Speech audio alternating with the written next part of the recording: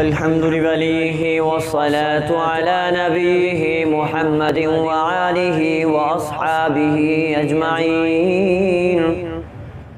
أما بعد فأعوذ بالله من الشيطان اللعين الرجيم. بسم الله الرحمن الرحيم.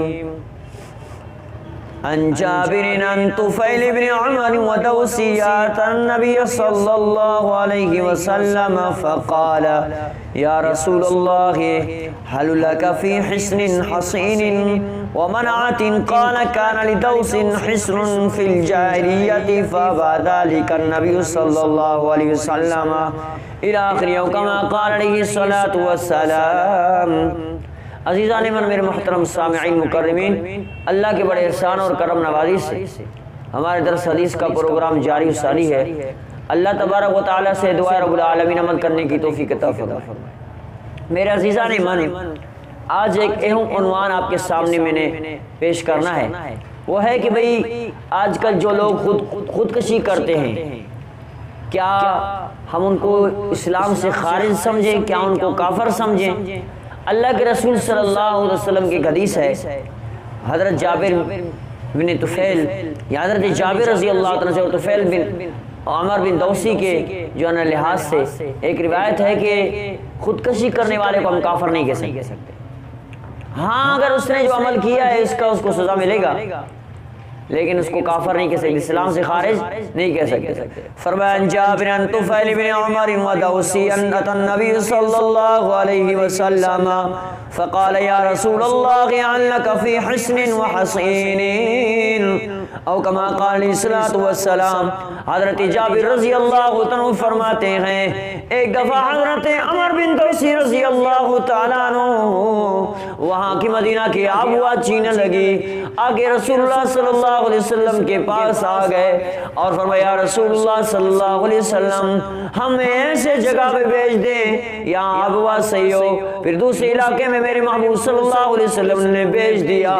اللہ اکبر کبیرہ. وہاں کے آب و ہوا کی وجہ سے ایک صاحب جو حضرت عمر بن دوسی کے ساتھ تھی، ان کے ساتھ مجلس میں تھے، ان کی طبیعت خراب ہو گئی، آب و ہوا کی وجہ سے برداشت نہیں ہونے پائے تو اس نے اپنے ہاتھ کے رگیں کاٹ دی.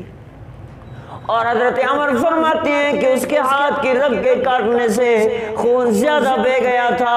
حضرت عمر بن دوسی رضی اللہ عنہ فرماتے ہیں رات کو میں نے خواب دیکھا، اپنے صاحب اپنے ساتھی کو میں نے خواب میں دیکھا، اس کا چہرہ بھی چمک رہا تھا، اس کی پوشاک بھی چمک رہی تھی، دمک رہی تھی، لیکن اس نے ہاتھ چھپائے ہوئے تھے.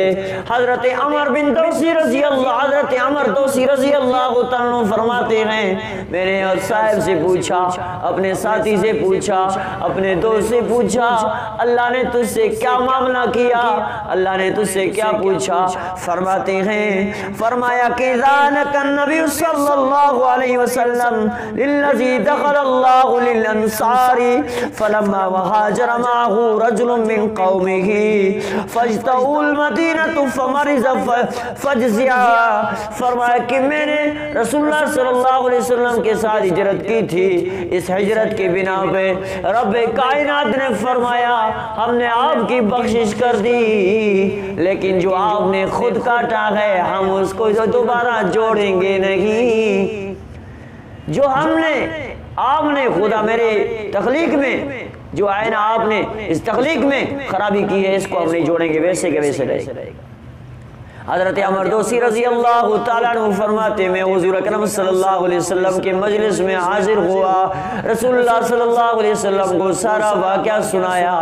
آقا انعامدار صلی اللہ علیہ وسلم نے اس کے لیے دعا کی اور اللہ رب العزت سے یہ بات رکھی، فرمایا کہ یا رسول اللہ صلی اللہ تعالیٰ علیہ وسلم اس کے لیے دعائے مغفرت کیجئے. رسول اللہ صلی اللہ علیہ وسلم نے دعائے مغفرت کی اس کے لیے اور کہا یا اللہ اس کے ہاتھوں کو بھی بخش دے، ان کو معاف کر دے. رسول اللہ صلی اللہ علیہ وسلم نے اس کے لیے دعائے مغفرت کی اور اس کی بخشش ہو گئی اور اس کی وہی گناہ معاف ہو گئی. اللہ تعالیٰ اس کے ہاتھوں کو بھی دوبارہ سے وہی جوڑ دیا.